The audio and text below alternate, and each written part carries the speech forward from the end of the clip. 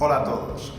Para estar al día e informados de todos los contenidos y webinars de AFM en YouTube, suscribíos y dale a la campanita. Un saludo. Hola, buenos días a todos y bienvenidos a esta jornada que organizamos conjuntamente entre AFM Cluster y Bankinter en torno al supply chain y las operativas de divisas en el ámbito industrial. Es una jornada que tiene como objetivo analizar el entorno macro y los principales factores que pueden afectar a la evolución de las principales divisas en los próximos meses, así como su impacto en las operaciones de importación y exportación de las empresas del sector de las tecnologías de fabricación. Voy a compartir el programa de hoy. Yo soy Aritz Arteche, soy el director financiero de AFM Cluster. Y primero os voy a hacer una introducción para explicaros qué es esto de AFM Cluster, qué asociaciones la componemos y qué servicios ofrecemos a nuestros asociados. Y posteriormente daré la palabra a Juan Manuel Astigarraga, Roberto Carrasco y Carmen Salverón, todos ellos de Bankinter, que os van a hablar de la temática de esta jornada. Por último, va a haber una sección de preguntas y respuestas, por lo que os invito a todos vosotros a que vayáis mandando vuestras preguntas o dudas a través del chat o la sección de preguntas y respuestas que tenéis en el menú. Pues con esta introducción voy a empezar a haceros, como os he dicho, una breve explicación de lo que es AFM Cluster. AFM Cluster es el clúster que en España agrupa las empresas del ámbito de la fabricación avanzada y digital. Y a través de diferentes asociaciones que tenemos, algunas que podéis ver ahí en ese paraguas, ofrecemos o abarcamos toda la cadena de valor. Primeramente, hace 75 años, en 1946, se constituyó AFM Advanced Manufacturing Technologies y es la asociación que agrupa a los fabricantes de máquinas herramienta, accesorios, componentes y herramientas. Posteriormente se constituyó ADIMAT, que es la Asociación de Tecnologías de Fabricación Aditiva y 3D, en 2014. También tenemos a Esquin, que es el clúster de la ferretería y el suministro industrial, donde agrupamos a fabricantes de herramientas de mano. También tenemos a AFMEC, que es la Asociación de Mecanizadores y Transformadores Metalmecánicos. Estas son empresas que trabajan bajo plano para fabricar piezas para terceros. Este colectivo es un colectivo muy amplio, formado con numerosos talleres y empresas que trabajan para terceros. En quinto lugar, tenemos a Aptec, que es la asociación donde agrupamos a las startups y empresas de base tecnológica que tienen una orientación, producto o servicio para el ámbito del manufacturing o la fabricación avanzada. Y por último, en diciembre de 2021, hace unos pocos meses, creamos STED. En esta agrupación queremos dar cabida a esas empresas que trabajan en el ámbito de las tecnologías inteligentes para la fabricación avanzada. Y aquí estaría todo lo relacionado con la automatización, el software, la digitalización, los servicios de reparación y montaje, etcétera. En total, dentro de todas estas asociaciones tenemos a más de 600 asociados a nivel de toda España. Pero aparte de estas asociaciones, tenemos un colectivo llamado Partners, en el que agrupamos a esas empresas que tienen una labor o una actividad complementaria a la de AFM Cluster, como puede ser Bankinter, que vamos a tener hoy en esta jornada. Estas empresas de diferentes ámbitos cooperan o apoyan con su trabajo a los asociados de AFM Cluster. Esto es un poco cómo estamos organizados en base a colectivos, pero también os quiero explicar qué servicios damos entre todas esas asociaciones. En primer lugar, todo lo relacionado con el lobby o la representación institucional, desde donde trabajamos por proyectar las necesidades del sector y sus intereses de cara a las diferentes instituciones. También tenemos todo el tema de la promoción comercial, ayudando a que nuestras empresas vendan y se posicionen en los diferentes mercados, tanto nacionales como internacionales.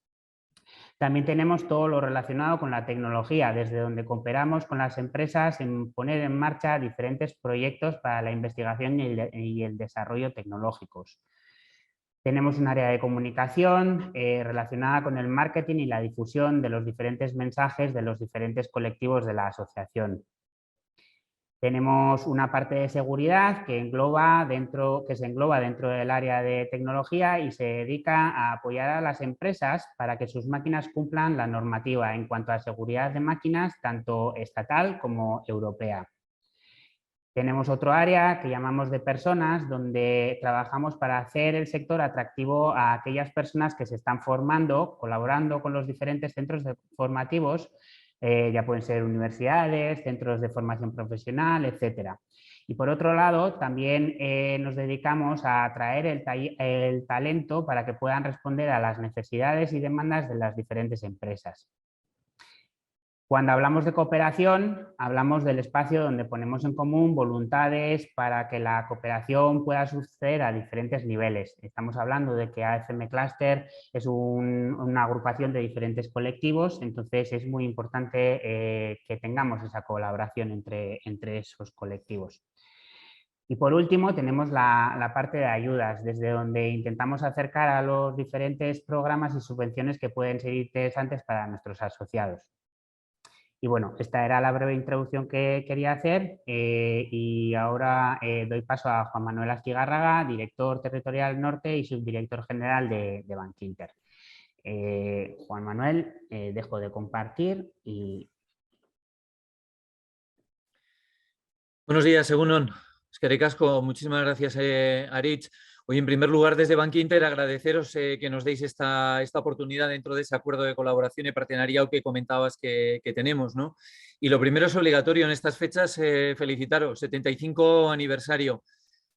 Seguro que esto es fruto de haber sabido ofrecer y aportar valor a todos vuestros asociados durante tantísimos años, ¿no? 75 años, casi nada, eso son bodas de platino. Sorionak. Gracias. La semana pasada lo celebramos. Sí, motivo de celebración, sin duda, 75 años. Oye, pues desde Bankinter también intentamos lo mismo que vosotros, intentar ofrecer y aportar valor a los clientes. Son menos los años que llevamos, pero cerca de 60.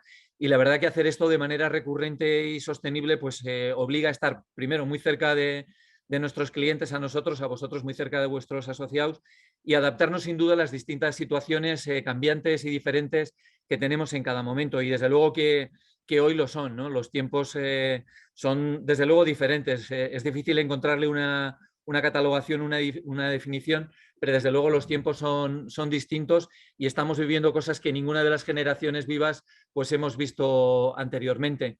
En este sentido, pues toca adaptarse y en esa adaptación, pues hoy traemos un tema nuevo, diferente, al que se denomina en general en el mundo financiero como el supply chain finance, y está también necesariamente unido al mundo de las divisas, ¿no? ¿Tiene sentido hoy hablar de esto? Pues nosotros creemos que sí, se están dando unas circunstancias singulares en cuanto a lo que supone el incremento del precio de las materias primas, en todo lo que supone una inflación desconocida desde hace 20-25 años, también unos costes energéticos pues que hace casi 40 años que no vivíamos, y todo esto lo que está introduciendo es la necesidad de seguramente gestionar de manera distinta el mundo del circulante, el mundo del working capital. El mundo del working capital es un mundo sensible en general para compañías muy ligadas al mundo anglosajón, donde la gestión de ese working capital es casi la primera herramienta, el primer elemento, el primer KPI que estas compañías siguen. Y aquí es algo pues, que también se ha venido introduciendo, hemos tenido cierta sensibilidad al mundo de la gestión de los stocks, pero seguramente no teníamos el nivel de finura o de sensibilidad que el tiempo hoy exige, ¿no? Si a esto le unimos un debate derivado de la pandemia, de si las cadenas de suministro deben ser más globales, como la tendencia última marcaba, o si debemos irnos a cadenas de suministro más locales, bueno, en ese debate abierto que veremos dónde acaba, seguramente en un mix, ¿no? de una componenda mixta de global y de local, bueno, pues tiene sentido hablar de la financiación del circulante porque necesariamente un incremento de ventas aparejado por una inflación y un incremento de precio de materias primas va a llevar a unos precios de venta superiores, probablemente con los mismos volúmenes y también con los mismos volúmenes pues a unos niveles de compra superiores, ¿no? probablemente deteriorando márgenes casi como solución inevitable a esa deriva, ¿no? Bueno, pues en ese contexto, la gestión del Supply Chain Finance, como digo, tiene sentido y eso es lo que venimos hoy a intentar ayudar desde Bankinter. En ese mix de global y de local, la gestión de la divisa pasa a ser un componente que siempre lo es para quien está en el mundo internacional, y todos vuestros asociados son un exponente claro de lo que es el mundo exportador en general en España, en Euskadi, ¿no? Así que la gestión de la divisa está intrínsecamente unida a los asociados de AFM, y en ese sentido, pues ambas herramientas creemos que tiene mucho sentido que hoy las incorporemos y que vengamos a hablar de ellas e intentar aportaros valor. Bueno, para eso están mis compañeros, Roberto Carrasco, director de negocio internacional, quien nos va a introducir en esta herramienta de gestión del Working Capital de Supply Chain Finance, y por otro lado Carmen Salmerón, especialista en el mundo de divisas. Así que os voy a dejar con ellos. Adelante, Roberto, cuando quieras. Buenos días, muchas gracias Juan Manuel por la introducción, muchas gracias a AFM, la verdad que es un placer estar con vosotros y colaborar. Y bueno, pues como os decía Juan Manuel, la verdad que tenemos una situación a nivel global bastante compleja, por lo menos por lo distinto que es respecto a lo que hemos vivido en los últimos tiempos, y mira que hemos vivido muchas cosas, ¿no? Entonces sí que es verdad que dentro de todas esas situaciones distintas que se nos están dando, pues quizá el mayor de los problemas, junto con la inflación y por supuesto la guerra, pero bueno, a nivel económico, el mayor de los problemas que tenemos, pues aparte de la inflación, es la capacidad de suministrar y a su vez de comprar el material que necesitáis las compañías para desarrollar vuestra actividad, ¿no? Entonces, bueno, yo os quiero introducir este concepto de Supply Chain Finance, que cada vez lo veréis más en la prensa. Es un término anglosajón que al final es en castellano la financiación de la cadena de suministro, pero poco a poco se viene hablando más, y nos oiréis hablando a los bancos cada vez más, hablar de Supply Chain Finance como un instrumento global para ayudaros a financiar vuestro capital del trabajo. Entonces, bueno, yo os voy a hacer una pequeña introducción respecto a cuál es la situación actual en el mercado, eso que llamamos la encrucijada de cadenas de suministro. Os explicaré esto del concepto de Supply Chain Finance, qué instrumentos hay y cuáles habrá, y cómo puede ayudar esto en el día a día a las compañías, y cuál es la propuesta de valor del banco, aprovechando este foro para poder ayudar a las compañías, que es al final nuestra razón de ser, ¿no? Entonces, bueno, pues la verdad que la situación en la que estamos, como anticipaba Juan Manuel, pues es una situación complicada. El precio de las materias primas está desbocado, luego hablará más de precios Carmen Salmerón. Hacíamos un evento hace un mes en otro foro donde decíamos que la inflación estaba en el 7%, bueno, pues ya estamos casi en el 10%, en el 9,8%, y por desgracia no tiene visos de que vaya a bajar, sino todo lo contrario, ¿no?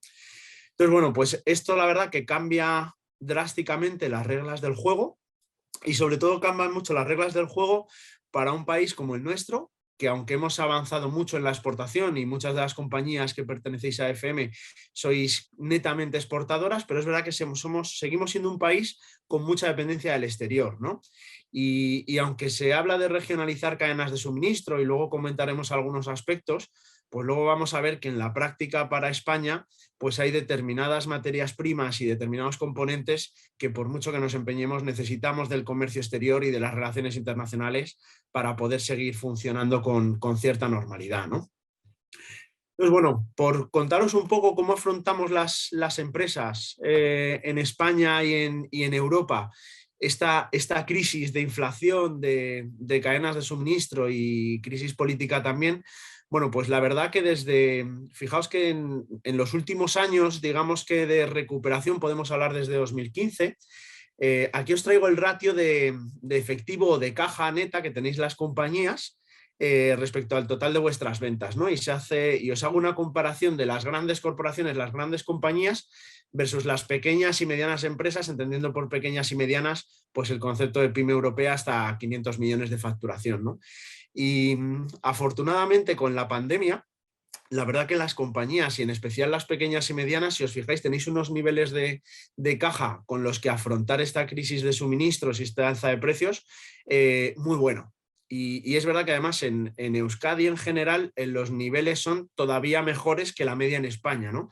Y la verdad que esto es un tema importante que muchos clientes habéis sido capaces de aprovechar bien, porque esto de la inflación ya se venía a venir. O sea, no, dentro de que digan que la guerra puede haber sido un catalizador para que suba la inflación, la realidad es que ya desde finales del año pasado se veían señales muy claras de que iban a subir los precios, ¿no? Y el hecho de tener esta capacidad de caja o de circulante en los bancos, pues ha permitido hacer un acopio de stocks fundamental para poder proteger los márgenes, ¿no? Y a pesar de que, como decía Juan Manuel, pues efectivamente veremos un deterioro de márgenes con el alza y el encarecimiento de las materias primas, pues la realidad es que aquellas compañías que tuvieron cierta anticipación y fueron capaces de afrontar compras, pues están aprovechándose de unos márgenes mucho más grandes por haber comprado un producto, pues un 30, un 40, incluso a veces pues un 200% más barato de lo que está ahora, ¿no? Entonces, bueno, el punto de partida no es malo, afortunadamente. La pandemia nos enseñó y os hizo a las compañías tener caja y, bueno, pues dentro de la gravedad de la situación, pues no tenemos un mal punto de partida en España.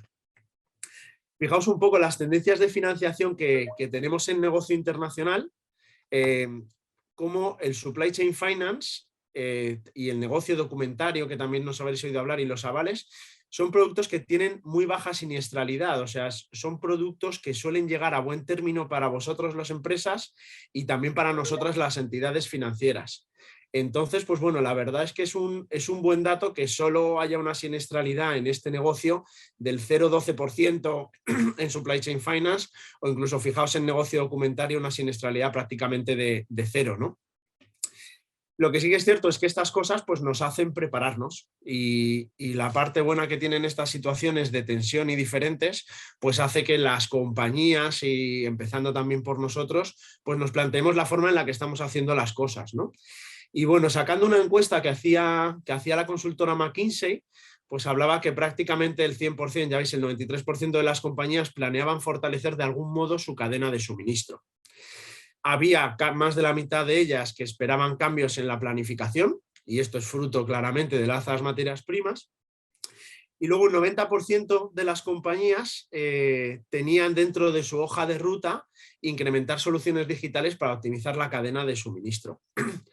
Aquí luego os contaremos la solución digital que ponemos en Bankinter a disposición de los clientes, pero aquí es verdad que normalmente siempre hay un paso previo, ¿no? O sea, antes de acudir a la financiación y a las distintas alternativas, las compañías estáis tendiendo a incorporar programas en vuestro SAP o coger plataformas externas que existen muy buenas para la gestión de los proveedores.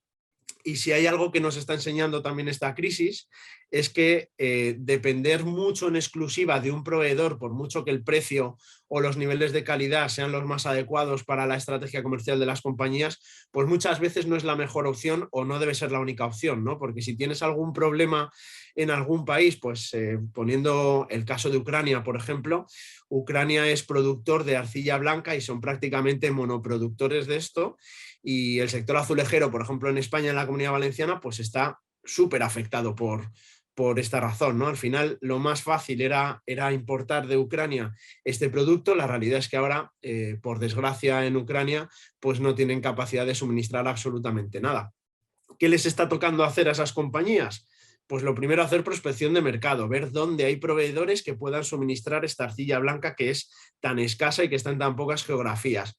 Y luego ponerse en contacto con esos productores, cerrar un acuerdo comercial, etcétera, etcétera, ¿no?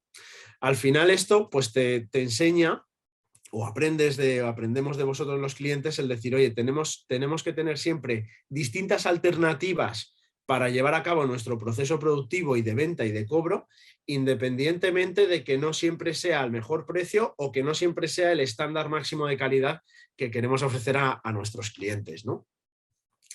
Y esto es muy importante porque además en los últimos años en el mundo, a pesar de que ya veis que ha habido grandes dosis de liquidez por parte de los bancos centrales, en España después de la crisis financiera, pues ya habéis visto que los bancos, pues oye, hemos normalizado nuestro acceso a la financiación y las compañías tenéis liquidez, pero sin embargo ha pasado y de forma generalizada que el periodo medio de cobro, el ciclo de rotación de existencias y el periodo medio de pago de las compañías ha aumentado. Es decir, cada vez cuesta más tiempo cobrar, cada vez cuesta más tiempo rotar el inventario o el stock en los distintos sectores y cada vez procuramos pagar más tarde para poder fortalecer y tener un flujo de caja acorde a las necesidades de la empresa, ¿no?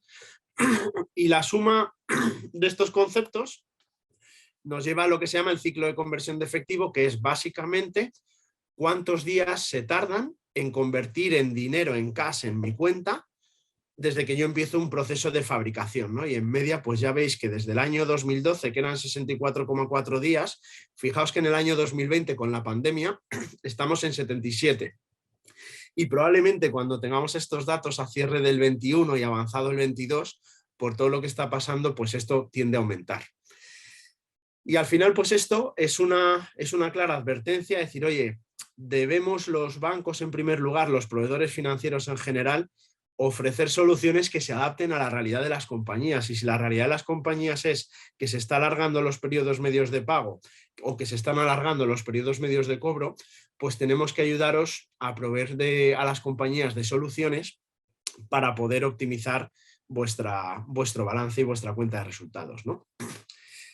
Y luego fijaos un poco en relación con lo que decía Juan Manuel antes de, oye, pues que se pueden regionalizar las cadenas de suministro en España y demás.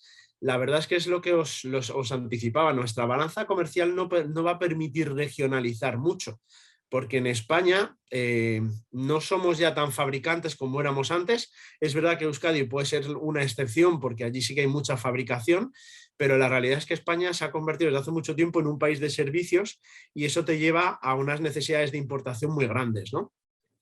Aquí en este mapa os pongo un poco la distribución de la balanza comercial de importación en España. Y si os fijáis en el mapa de Europa, el 54% de nuestras importaciones se producen dentro de Europa, incluyendo Europa del Este, y el periodo medio de pago al que os hacía alusión antes en Europa está en el entorno un poquito por debajo de los 60 días. Si nos vamos a la izquierda, a Norteamérica, que supone el 8,3% de las importaciones, y ya veis que son productos químicos, farmacéuticos, ligado al sector automoción o petróleo, gas, materias primas. Bueno, pues el periodo medio de pago en Norteamérica, fruto de una mayor salud financiera y mayores instrumentos de financiación al servicio de las empresas, pues es un poquito más corto, son 51 días. Y en cambio, Asia y Latinoamérica, que son regiones, son continentes que estamos aumentando mucho nuestras necesidades de importación. Asia supone el 22,7%, Latinoamérica un 5%. Fijaos que el periodo medio de pago que hay en estos países ya se alarga considerablemente respecto a Europa continental y Norteamérica, ¿no? Y además, que luego os contará Carmen Salmerón, con un efecto añadido, y es que en Europa pagamos en euros y no hay riesgo divisa que mitigar, pero en el resto del mundo, que supone más del 30% de la balanza comercial española, pues es en divisas distintas al euro, ¿no? Lo cual, pues oye, también debe hacer llamar nuestra atención porque es un volumen muy representativo. Entonces, ahora en estos tiempos que vemos noticias en prensa, aquí os pongo un artículo de Expansión, pues eso, ¿qué estrategias podemos seguir para hacer frente a la crisis, etcétera? Pues oye, aumentar el inventario de productos críticos. Os enseñaba antes el ciclo de caja sobre ventas de las compañías. Aquí estábamos razonablemente preparados. Un doble abastecimiento, como poníamos, y os ponía el ejemplo de Ucrania, dependencia de un solo país ni de una sola región a la hora de suministrar materias primas o cualquier elemento clave en el proceso de fabricación. Aumentar el inventario, esa regionalización que os ponía el mapa del mundo, pues que no es fácil, porque como os decía, no producimos muchas cosas en España. Y luego, pues otras estrategias que vais cogiendo las empresas, ¿no? Expandir los sitios de producción, deslocalizar ciertas fábricas y bueno, pues quizás sí que es verdad que una de las cosas que nos está enseñando esta crisis de suministro es que hemos hecho de China la fábrica del mundo y a lo mejor más que traer a España lo que se fabrica en China a costes más bajos, pues hay otras zonas en el mundo donde merece la pena a lo mejor investigar nuevos proveedores que hagan que la dependencia de China, por ejemplo, pues sea más baja, ¿no?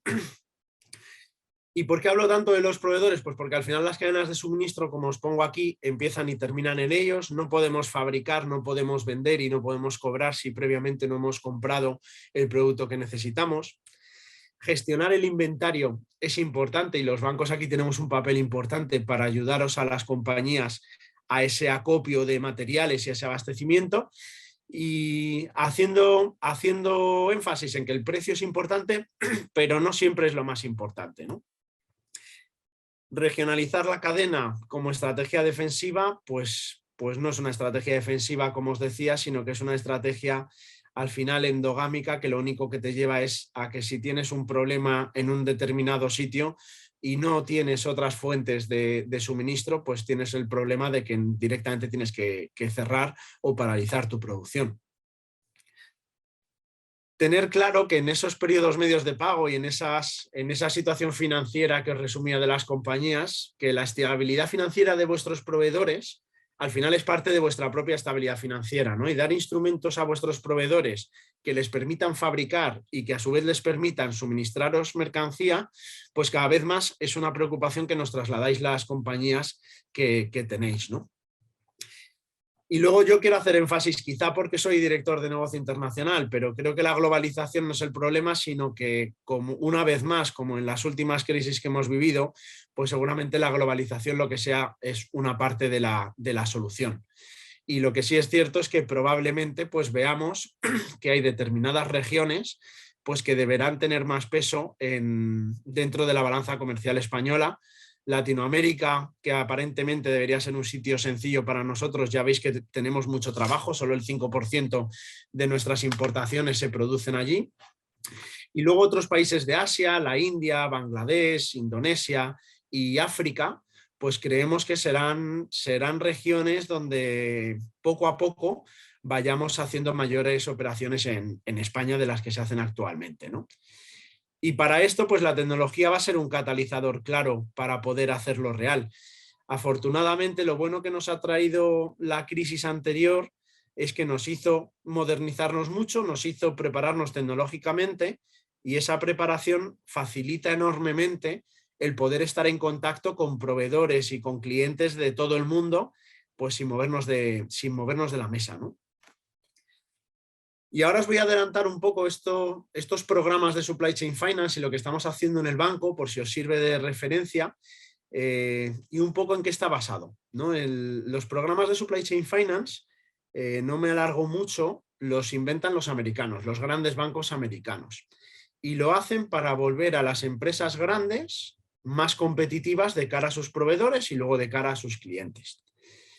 Normalmente casi todas las innovaciones financieras que tenemos surgen allí en Estados Unidos y bueno, pues en España la verdad que el sistema bancario y los bancos que tenemos pues somos lo suficientemente ágiles y flexibles para incorporar y tratar de mejorar incluso lo que hacen, ¿no? Los americanos esta estrategia que yo os voy a contar la basan exclusivamente para grandes clientes y la estrategia que tenemos en Bankinter y que en general tendrá la banca española es justamente la contraria, es decir, oye, las grandes compañías tienen muchísimos instrumentos para financiarse, pueden acudir a mercados de capitales, emitir bonos, ir al MARF, salir a bolsa, pero las compañías medianas pues no tienen tanta capacidad para hacer eso, ¿no? Entonces, precisamente esta solución, siendo buena para las compañías grandes, pues en Bankinter pensamos que es todavía mejor para las compañías pequeñas y medianas, ¿no? Y queremos poner tecnologías de bandera de grandes empresas a disposición de los clientes independientemente de su tamaño o del volumen de la operación.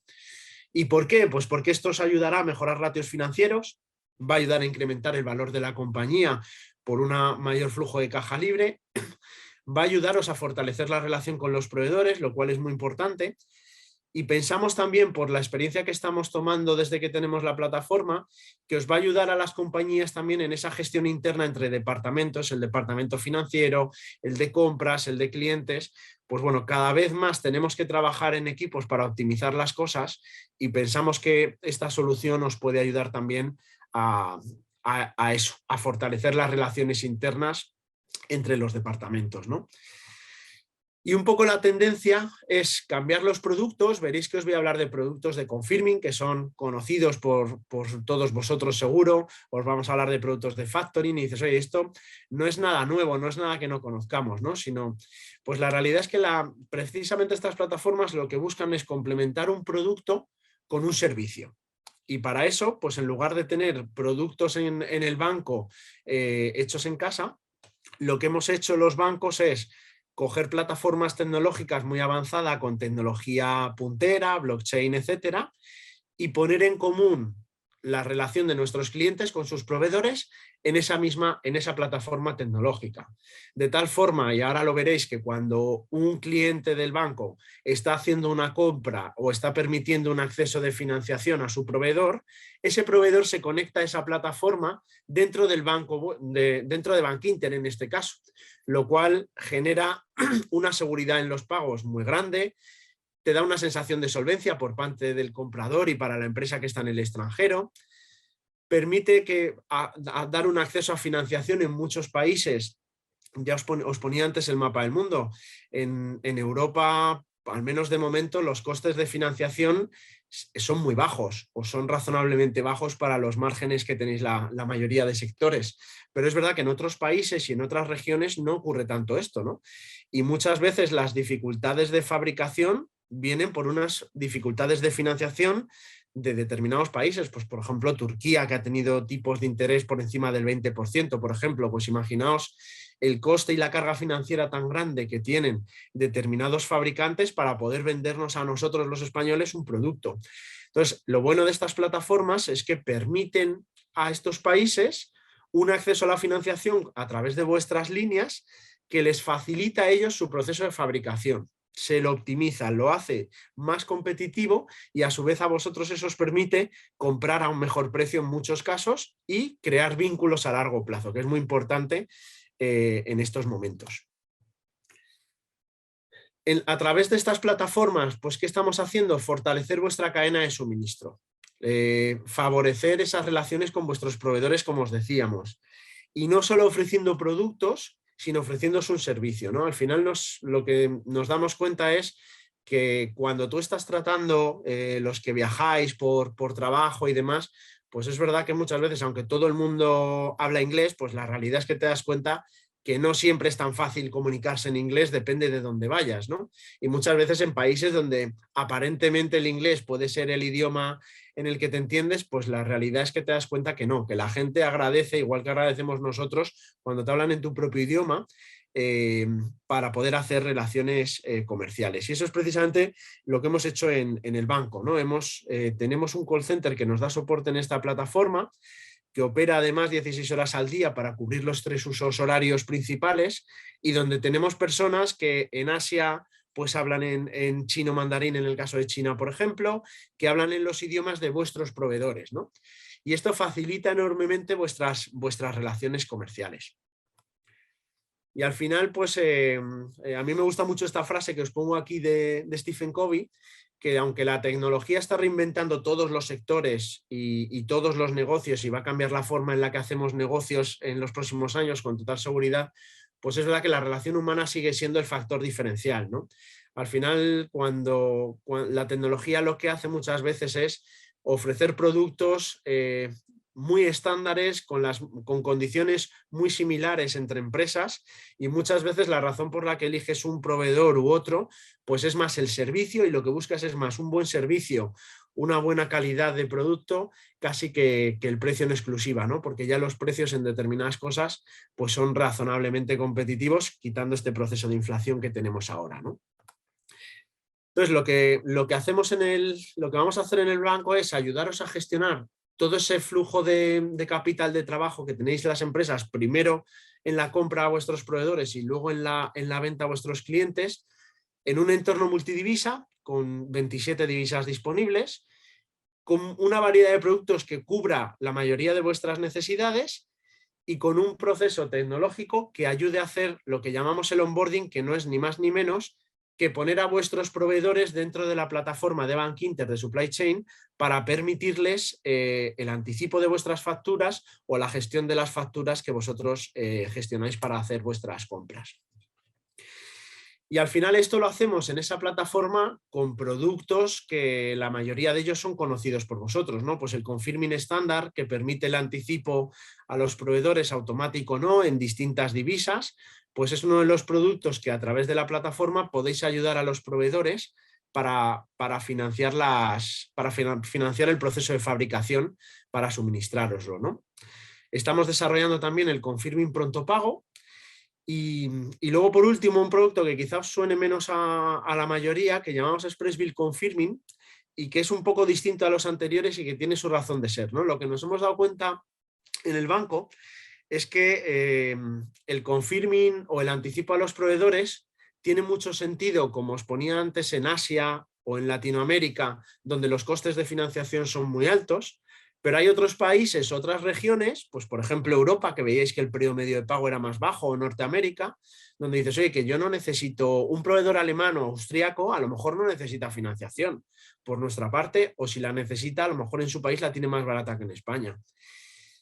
Y luego a lo mejor ese proveedor pues tampoco está en disposición de hacer un descuento por pronto pago si utilizáis esa modalidad de confirming, ¿no? Sin embargo, lo que sí que hoy en día nos transmitís muchos clientes es que lo que sí que quiere el proveedor es garantizarse el pago.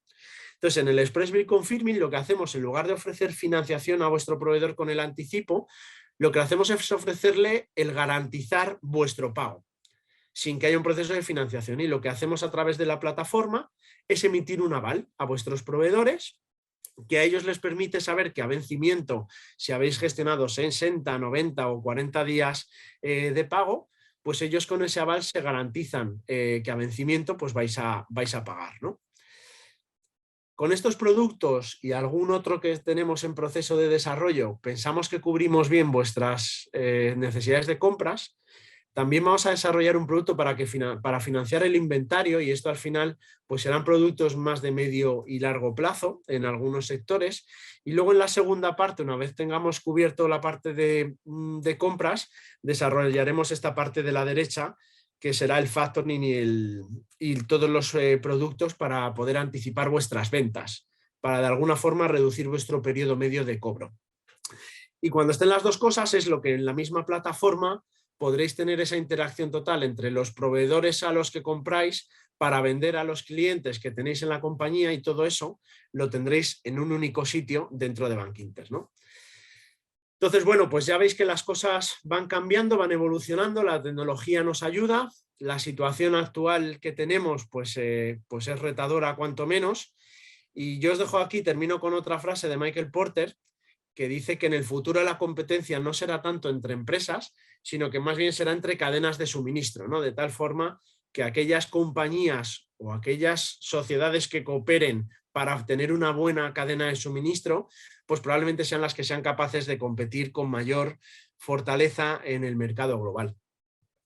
Y yo sin más dejo paso a Carmen Salmerón, que os va a hablar de cómo está el mercado de divisas, la situación actual. Y al final, pues oye, encantados y a vuestra disposición para resolver todas las preguntas que tengáis. Muchas gracias, Roberto. Muy interesante tu exposición. Y voy a compartir primero pantalla para empezar con la presentación, que me digáis que todo va bien y ya comenzamos, ¿vale? A ver, por aquí. ¿La veis bien? Sí, se ve bien, Carmen. ¿Vale? ¿Y se pasa bien? También. Vale, pues perfecto. Pues nada, empezamos. Bueno, bienvenido a todos y muchas gracias por vuestra asistencia a este webinar. Yo soy Carmen Salmerón, como comentaba Roberto, estoy en la mesa de FX de Bankinter, ¿vale? Donde hacemos pues coberturas tanto de divisa, ¿vale? Como tipos de interés, que ahora mismo pues, es una parte bastante interesante y bastante planteable de cubrir, ¿vale? Para todas las empresas que os financiéis. Luego damos soporte a nivel internacional, tenemos bueno, a nivel Portugal y España, ¿vale? Tenemos un amplio equipo que se divide por zonas y damos pues, cobertura a cada zona pues, de manera más personalizada a cada cliente, y podemos hacer un seguimiento mayor a los productos y a la cartera de los clientes. Y bueno, sin más empezamos. En la presentación vamos a ver tres partes, ¿vale? La primera, la situación actual. Aquí veremos algunos datos de la situación actual de mercado, principalmente pues, afectado por el conflicto de Ucrania y Rusia, que es lo que prácticamente está moviendo ahora el mercado. Luego también vamos a ver algo de color de mercado, que aquí trataremos pues, una visión más a corto plazo, más del día a día, más de posiciones de nuestros traders de divisas que gestionan y tienen posiciones en el mercado y pues, nos dan un poco idea de rangos, de soportes y resistencias en las que se pueden mover las divisas. ¿Vale? Aquí principalmente veremos dólar y libra, que son las monedas con las que normalmente trabajan los clientes, aunque daré algunas pinceladas de alguna otra. ¿Vale? Y por último, pues veremos la gestión del riesgo divisa, que será qué se está haciendo en el mercado, cómo podemos cubrir nuestro riesgo divisa, qué productos podemos utilizar, en resumen, qué estamos haciendo ahora, ¿vale? Para cubrir el riesgo de nuestros clientes. Empezamos en cuanto a situación actual, que veremos bastante porque cada día hay información nueva y cada día el mercado se mueve dependiendo de todo, ahora mismo prácticamente. Entonces, actualmente el mercado se está moviendo principalmente, sí, por el riesgo geopolítico, ¿vale? Aunque es verdad que en menor medida que cuando empezó el conflicto. El conflicto de Ucrania y Rusia pues está moviendo los mercados y es verdad que también está dificultando la recuperación de los mismos. Al principio ya parecía que la pandemia afectaba menos y que había una ligera recuperación de ellos, pero ahora mismo con toda esta situación pues se está viniendo todo lo que se había podido recuperar, pues está viniendo abajo. ¿Vale? En este sentido, pues la economía europea se está viendo más afectada por los efectos estos de la guerra y los efectos también inflacionarios que ahora mismo pues estamos viendo en el día a día, en nuestra cesta de la compra y en cualquier cosa que hacemos. ¿Esto qué hace? Pues esto daña más al euro, mucho más que a otras divisas del G10, debido a que España pues depende mucho más del suministro de energía ruso. Esto también lo estamos notando. Luego, tras varias semanas que ha habido de constantes movimientos, como comentábamos, el mercado se movía con cualquier noticia, con cualquier titular de la guerra, pues hace un par de semanas o así hemos notado que se sigue moviendo, pero cada vez los efectos de las noticias de la guerra y las divisas se mueven menos en ese sentido, tienen un rango menor de movimiento. El mercado se lo está tomando con más cautela y no le da tanta importancia y volatilidad como le daba en esos primeros días. Esto también es verdad que no significa que no vaya a haber grandes fluctuaciones en FX, pues dependerá un poco de todo, como decíamos al principio, pues tanto de los riesgos geopolíticos, que es lo principal, pero también de los riesgos macroeconómicos, los riesgos de precios que hay ahora mismo y luego de las decisiones de los bancos centrales. Hace unas semanas parecía que estaba más cerca de un plan de neutralidad y que el conflicto iba a llegar un poco más a su fin y que se iba a poner un poco final a la guerra, ¿no? Se empezaba también a hablar de requisitos para ese alto al fuego. Entre otras condiciones, por recordar un poco, estaban que Ucrania renunciara a unirse a la OTAN y que no pudiera albergar bases militares ni armamentos extranjeros a cambio de protección de aliados como por ejemplo Estados Unidos. Actualmente, con las últimas noticias que han salido, podemos ver que sigue existiendo incertidumbre en la evolución del conflicto, porque, por ejemplo, hace unos pocos días, creo que este lunes, Rusia le ha cortado el suministro de gas a Alemania por negarse a cumplir con las exigencias de Moscú de pagar el combustible en rublos y no en euros. Esta es uno de los requisitos que pusieron hace poco para que su moneda se apreciara, ¿vale? La decisión de no cumplir con estas exigencias no ha sido solo a nivel de Alemania, sino que ha sido a nivel de un consenso de los miembros del G7 y esto pues va a afectar, porque Alemania principalmente ahora, que se le ha cortado, podría suponerle un 3% del PIB y luego al resto de Europa podría suponer interrupciones energéticas. ¿Vale?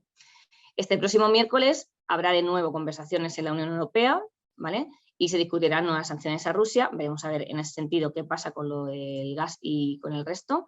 Y por recordar un poco también, hasta ahora, algunas de las sanciones que tenemos con Rusia, que la Unión Europea tiene con Rusia, pues bueno, la Unión Europea y el resto del mundo, por así decirlo. En Estados Unidos, en la Unión Europea, por ejemplo, acordó excluir 7 bancos rusos del sistema SWIFT, es decir, no podían hacer ni cobros ni pagos, es decir, no se pueden hacer ni cobros ni pagos, aunque también es verdad que todo tiene su truco y Lagarde la semana pasada decía que había un incremento de intercambio de rublos en criptoactivos, es decir, en criptomonedas, para evitar estas sanciones y si poder haber flujos de dinero. Luego, por otra parte, también Reino Unido ordenaba no servir embarcaciones con bandera rusa. Esa sanción sigue estando activa. Estados Unidos cerró el espacio aéreo a todas las aerolíneas rusas y luego muchas multinacionales cada vez más siguen cortando relaciones con Rusia y allí pues no se vende ninguno de sus productos, ¿vale? Vamos a ver este miércoles qué nuevas sanciones pues tomarán. Por otra parte, en este sentido, en cuanto a la guerra, pues los estados bálticos y Polonia han suspendido o están en proceso de suspender las importaciones de gas ruso y están presionando para que haya más sanciones energéticas. Pero por otro lado, como Alemania pues depende mucho de esto, tanto Alemania como Hungría no tienen esta idea tan clara, ¿vale? Más bien se están oponiendo. Esto en cuanto al conflicto. En resumen, por hacer un recopilatorio de todo, pues el tono del mercado está marcado prácticamente por la evolución del conflicto y por la respuesta de los bancos centrales para combatir la inflación, que ahora mismo es lo que más preocupa. Volvemos a la situación de incertidumbre sobre el euro y los intentos de debilitar al dólar también, ya que el posible acuerdo entre Ucrania y Rusia se ve más lejano. El dólar que está haciendo ahora mismo recupera algo más de terreno en todos los frentes y además vuelve la preocupación por la estanflación desde la publicación de la inflación de la zona euro de la semana pasada, ¿vale? El resultado de todo esto es que el euro dólar cotiza de manera mucho más baja, más bien a la baja, desde los máximos que se hicieron hace poco de 1,11. ¿Qué pasa con Europa en este sentido? Pues antes del conflicto, en Europa el mercado apuntaba a 2 subidas de tipos de interés en 2022, que estas serán en septiembre y en diciembre.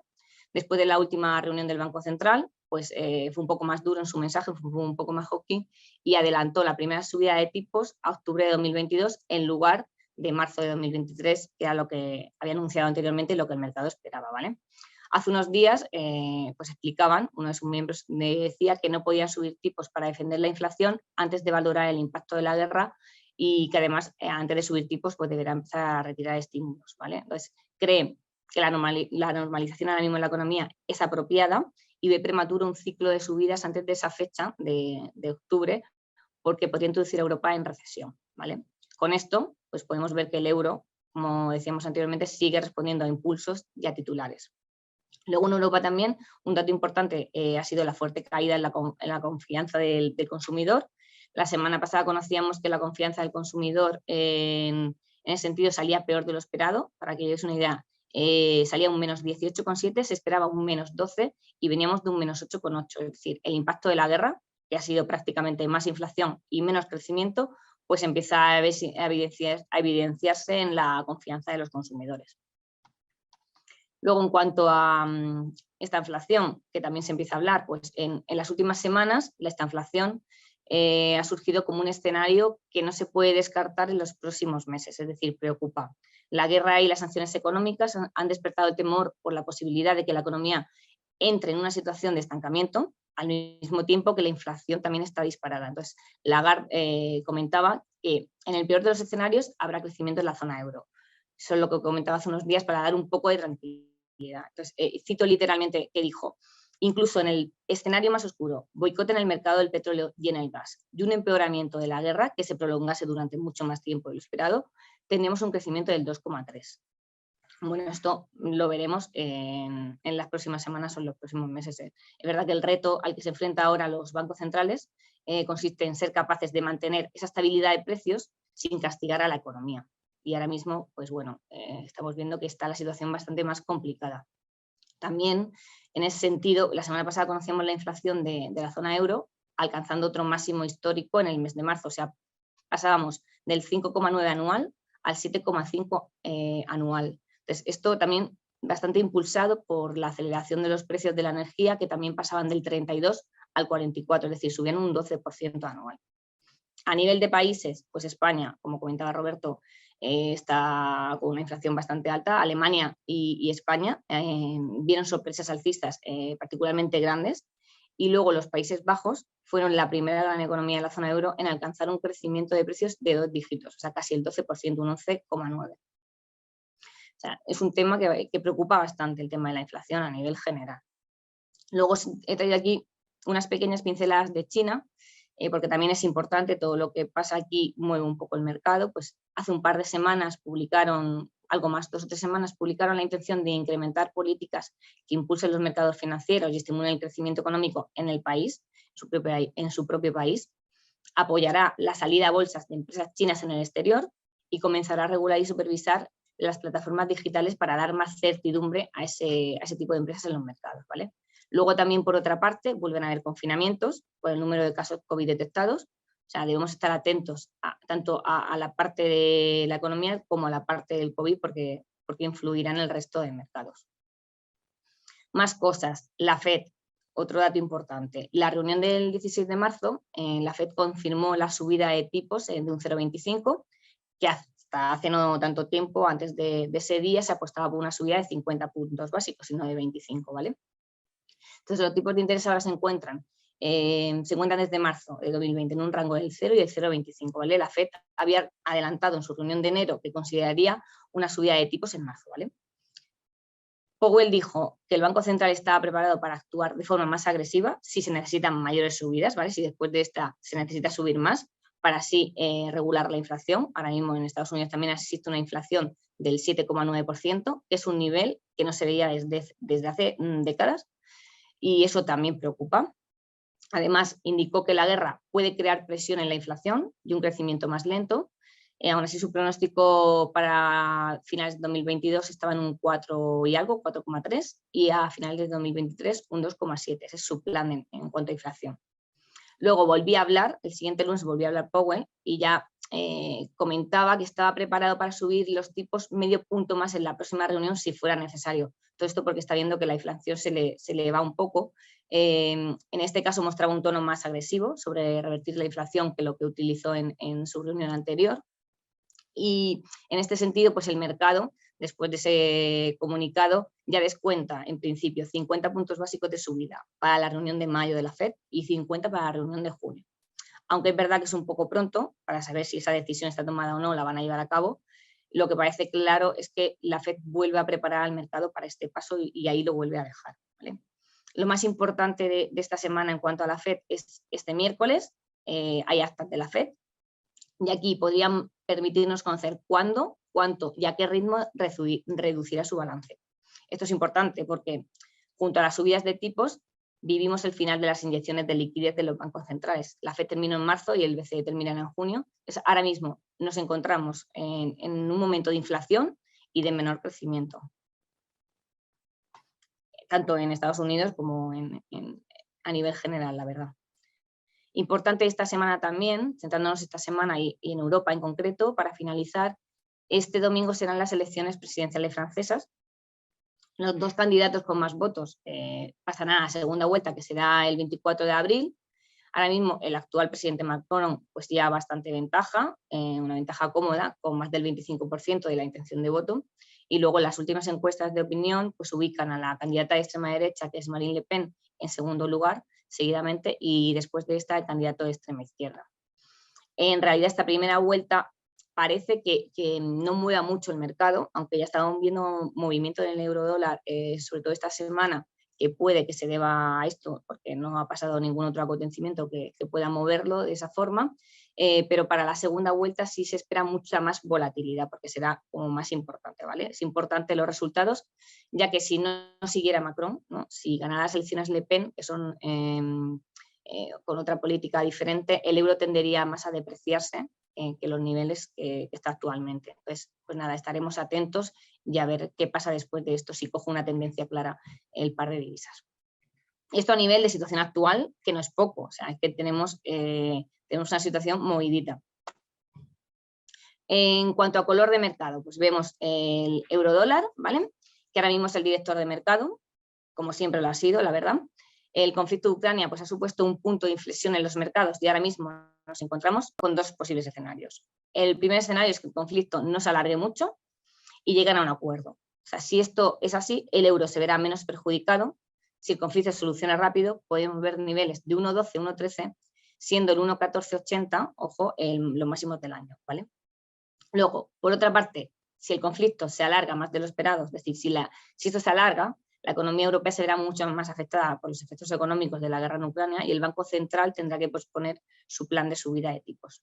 Si además tenemos en cuenta, en este sentido, el estatus de moneda de refugio que tiene el dólar, tanto si el conflicto se alarga como si se escala un conflicto mayor, el dólar debería tender a apreciarse. Entonces, el mercado ahora mismo cotiza volatilidades mucho más altas, hacia el 1,04, es decir, ese nivel se sigue viendo, ¿vale? Entonces, podemos esperar que un movimiento ahí a la baja sea más agresivo. Por esta parte, para que llevéis un nivel, si el conflicto no se soluciona pronto, podemos volver a ver niveles de 1,08, que ahí hay un soporte bastante importante.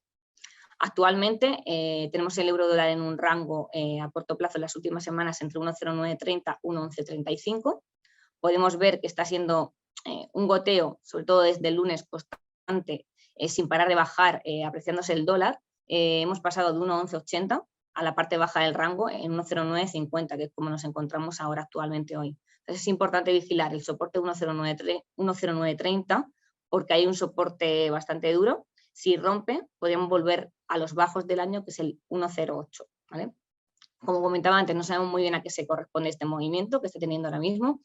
Podría ser por la cercanía de las elecciones francesas, pero bueno, tenemos que esperar un poco a ver el siguiente nivel y a ver la tendencia clara que toma, porque ahora mismo no tiene una tendencia clara ni a la baja ni al alza.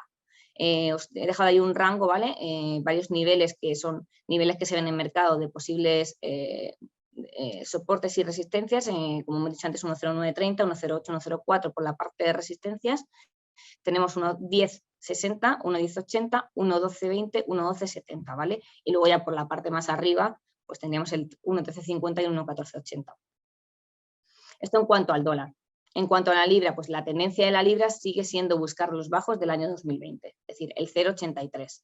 Siguiente nivel, 0,82. Y con resistencias importantes, por la parte de arriba vigilar, 0,84 y 0,8415. Pues debido a la situación actual, el dólar será el que mande, aquí en este caso también, y estabiliza un poco los niveles de las diferentes divisas. Por eso esperamos que el par de divisas libra-dólar esté bastante correlacionado con el euro-dólar, dejando así la volatilidad del euro-libra bastante baja, que es como está ahora. Aún así, el Banco Central de Inglaterra tiene más flexibilidad para operar en este sentido y podría seguir con sus planes de subida de tipos, por lo que la parte baja del rango, ese 0,8280, parece más vulnerable. Ya subió tipos el Banco Central en 10 puntos básicos en diciembre, luego subió un cuarto de punto y tal y como se esperaba en su reunión del 17 de marzo subió un 0,25. Ahora mismo el tipo se encuentra en un 0,75, ¿vale? Con esto se quedan al mismo nivel que se encontraban antes de la pandemia, devolviendo así pues cierta normalidad a su política monetaria, y luego también el mercado apunta que en mayo puede haber otra subida y que lleve los tipos hasta el 1%. Aquí preocupa bastante la inflación y el crecimiento, en realidad, como en todo. Con este movimiento del euro-dólar, pues las divisas refugios son ahora mismo el franco suizo y el yen, ¿vale? Se han debilitado bastante con el conflicto, tanto con respecto al euro como respecto al dólar, ¿vale? El dólar yen ha llegado a estar a 1,1850, que eran niveles que no se veían desde 2016, y ahora mismo lo tenemos en 122 y algo, ¿vale? Según mejore la situación de Ucrania y el tema de las subidas de tipos pues coja más importancia, pues se esperarán movimientos en torno al dólar yen, ¿vale? Y luego, por otra parte, divisas afectadas por el petróleo, pues como el petróleo sigue cayendo, tras el anuncio de liberar la reserva de Estados Unidos de hace poco, pues la divisa más afectada en este sentido es la noruega, es la NOK, ¿vale? Se encuentra ahora mismo en niveles de 9,52. Y ahora, lo más interesante, en realidad todo es interesante, pero bueno, esto nos preocupa. ¿Qué hacer, no? ¿Qué hacemos con todo este panorama? ¿Qué hacemos en este sentido, no? O sea, ¿qué se está haciendo en el mercado ahora? ¿Qué hacen mis competidores? ¿Qué hago? ¿Aseguro ahora? ¿Me espero? La pregunta que siempre nos hacéis, ¿cómo veis el mercado? ¿Cómo va a estar el euro-dólar? ¿Para dónde va a tirar? Bueno, pues para que tengáis una visión un poco más global de lo que estamos haciendo en estos momentos y de los productos que estamos utilizando, pues ahora vamos a ver algunos ejemplos de productos para importadores y para exportadores, ¿vale? Importante antes de empezar, que lo digo siempre, pero me parece súper importante. O sea, cuando una empresa cobra y paga en diferentes divisas, es decir, lo más cómodo para todos es cobrar y pagar en euros, ¿vale? Y me evito un riesgo que es el riesgo de la divisa. Pero cuando la empresa cobra y paga en diferentes divisas, por ejemplo, euro-dólar, pues tiene que cubrir su riesgo de cambio, ¿vale? Para que no le afecte a su margen. Es importante saber que no hay producto bueno o producto malo. O sea, hay productos adaptados a cada empresa y a cada situación de mercado. Y tampoco hay producto que salga bien o salga mal. Cuando digo, es que este producto me ha salido mal, no. O sea, que el mercado se va para otro lado y en ese sentido hay que acompañar lo máximo posible al mercado, ¿vale? En los productos que hacemos. O sea, es importante saber que las coberturas funcionan para cubrir nuestro margen de compra-venta, ¿vale? Es decir, yo no especulo, no. O sea, yo me cubro mi compra o me cubro mi venta. Importante siempre, cuando se hace cualquier producto, es muy importante saber tu peor escenario. Es decir, mi peor escenario es quedarme con X dólares a tal precio. ¿Lo puedo asumir? Sí, porque me entra en mi escandallo. Pues eso es muy importante. Y importante también que desde Bankinter pues siempre intentamos dar soluciones cuando algún producto se queda fuera de mercado. pues damos facilidades, damos alternativas a las empresas para adaptar ese producto lo máximo al mercado y acompañamos a la empresa en el camino de su cobertura de divisas. No vendemos solo el producto, sino estamos con ellos, hacemos un seguimiento de su cartera y vamos con ellos de la mano. ¿Qué estamos haciendo? Vale, pues aquí en el 2020, si recordáis, también fue un año complicado, porque tanto por la pandemia como por la evolución que tuvo el eurodólar, porque subió casi 14 figuras sin ningún tipo de corrección y subía semana a semana. Ahora mismo pues nos encontramos con un conflicto geopolítico que también está afectando tanto a exportadores como importadores, como en aquel entonces, pero de diferente modo. Ambos pues, se han visto afectados con posiciones fuera de mercado, por una parte, y luego posiciones sin cubrir. ¿Qué estamos haciendo? Con los importadores se han quedado con posiciones sin cubrir, esperando a que los niveles del eurodólar pues, fueran más favorables y pudieran conseguir mejores precios. Es decir, ahora no aseguro, porque creo que el eurodólar se va a poner en 1.13, en 1.14, me espero un poquito, y al final lo que ha pasado es que se ha dado la vuelta. Además de esto, se han desactivado muchos productos que han tocado barrera y que se han quedado sin producto, y otros productos pues, que han dejado de acumular por encontrarse fuera del rango de acumulación. Esto es, vamos, lo que ha pasado con los importadores en general. ¿Qué estamos haciendo en ese sentido? Pues estamos contratando productos nuevos que le aporten una mejora respecto al precio de mercado. Pues si el precio de mercado está en 1.0950 y un seguro de cambio me puede salir a 1.10, a 1.11, pues yo puedo hacer un acumulador, por ejemplo, que me puede dar precio de 1.14 y 1.15. ¿Vale? Productos a medio plazo, a corto plazo, que tampoco se vayan mucho, en el muy a largo plazo, cubriendo una parte de lo que se necesita para ir pagando ahora, porque ahora mismo hay muchos importadores que no tienen dólares para pagar de manera inmediata, y dejando abierta la posibilidad de que si el mercado mejora a su favor, pues puede seguir haciendo productos que mejoren esa media, es decir, no cubrirlo todo ahora, ir cubriendo poco a poco. ¿Qué estamos utilizando ahora mismo? Pues tenemos de todos los productos, ¿vale? Pues acumuladores apalancados, sencillos, forward extensibles, forward plus, o sea, todos los productos. En este sentido, lo que más sí que estamos utilizando es, por ejemplo, dos productos juntos, como es un seguro de cambio bonificado, es decir, si un seguro de cambio sale a 1.11, 1.12, en el bonificado pues podemos hacer 1.13 para que tus pagos de ya tengan buen precio y estén ajustados al margen que necesitas. Y luego un acumulador pues que empiece con inicio más diferido. En lugar de que empiece ya a acumular, pues que pueda empezar en mayo, junio, julio. ¿Vale? Con esto podemos dar un buen precio en ambos productos, mejor precio que el seguro, mejor precio que el mercado y cubrir el escándalo que necesita el cliente. ¿Vale? También estamos haciendo dos acumuladores juntos. Uno que empiece ya porque tiene que empezar ya a acumular y con eso vas a ir pagando hasta final de año, y otro que empiece a mediados de año para cubrirte la segunda parte del año. ¿Vale?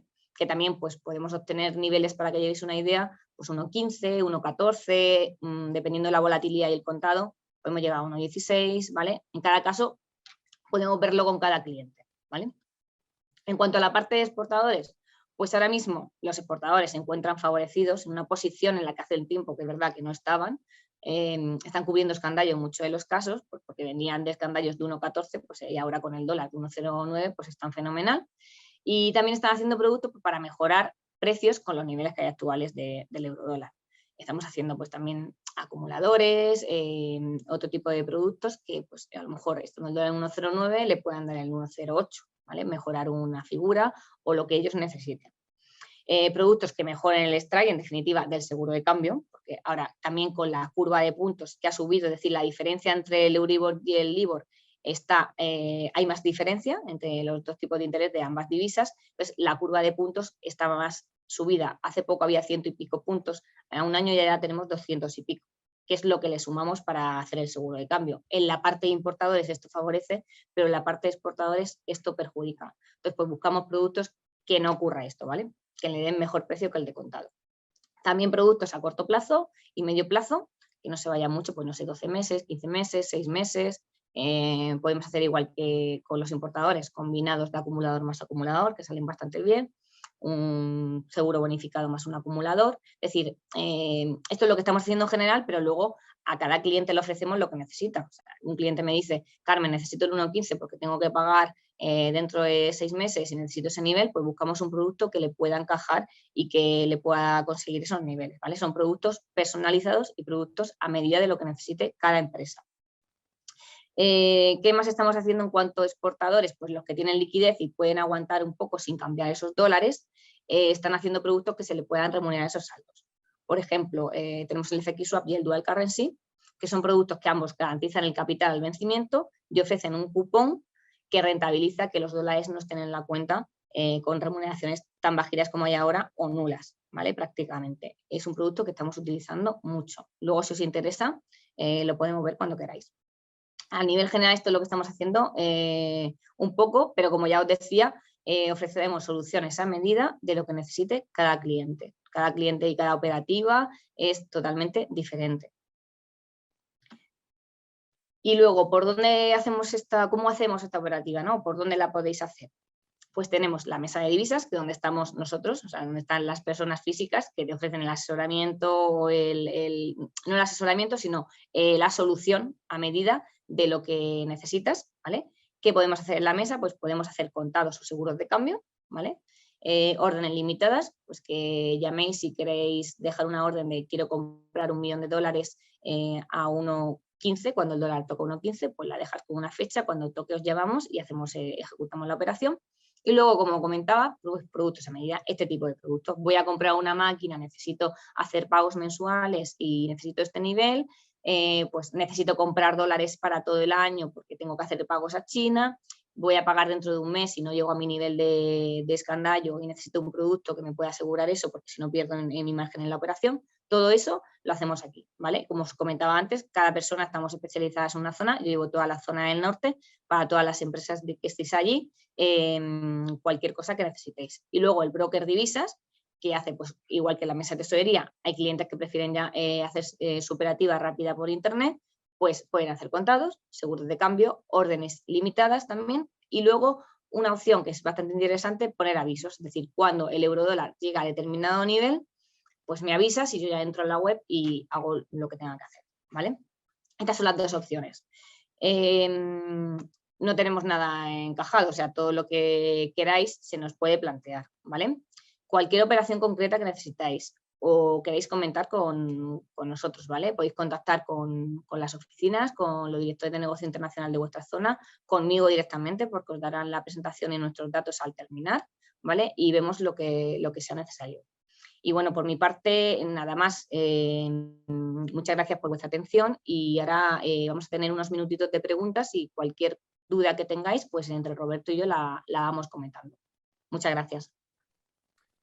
Muchas gracias, Juan Manuel, Roberto y Carmen, por estas intervenciones vuestras. Espero que a la gente les hayan resultado tan interesantes como a mí. Y sí, pues pasamos ya a lo que es el tercer bloque de esta jornada con preguntas y respuestas.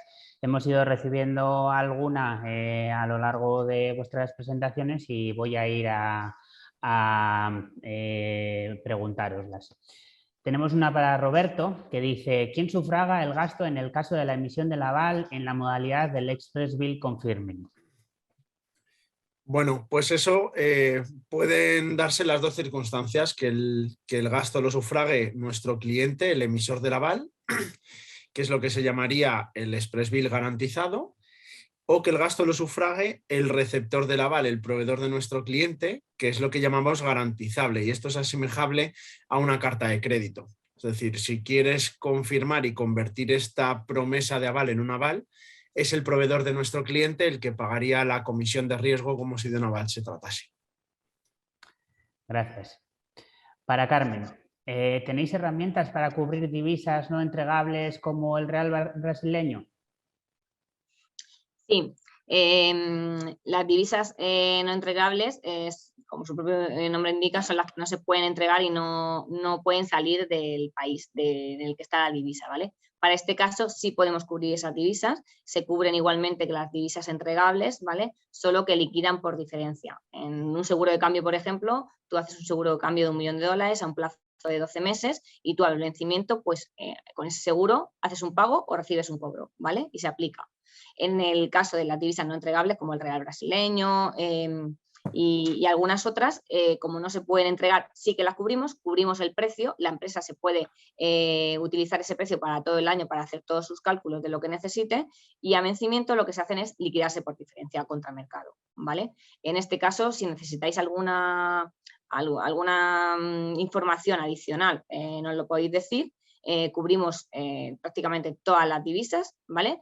Y es un producto muy interesante, sobre todo para las empresas que tienen filiales en el exterior, ¿vale? Para cubrir los flujos con sus filiales, para cubrir también el balance que tengan, pues, de deudas comerciales, deudas financieras, también se pueden cubrir, ¿vale?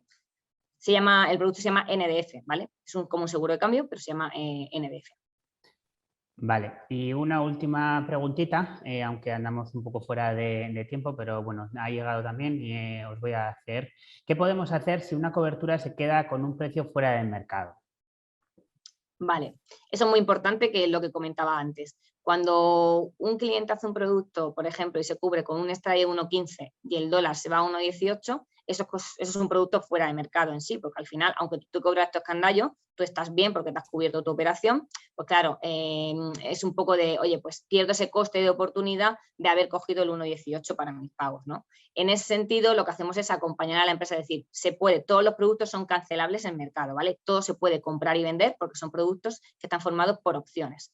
Entonces, en ese caso, el producto se puede vender en mercado, deshacer y volver a hacer uno nuevo, que es verdad que a lo mejor no te da un producto con tan buen precio que si partimos de 1,18, pero si mejoras el 1,15 y puedes mejorar el 1,15 a ese 1,18, a ese 1,19 o acompañando al mercado. Es decir, lo mejor es acompañar al mercado con los productos que tenemos, no quedarte fuera, es decir, no quedarte con un producto a 1,15 y que el mercado se vaya a ir a 1,23, aunque cubras tu margen. Pero siempre damos esa posibilidad y siempre la vemos con los clientes. Pues muy bien, esto ha sido todo lo que ha dado esta jornada.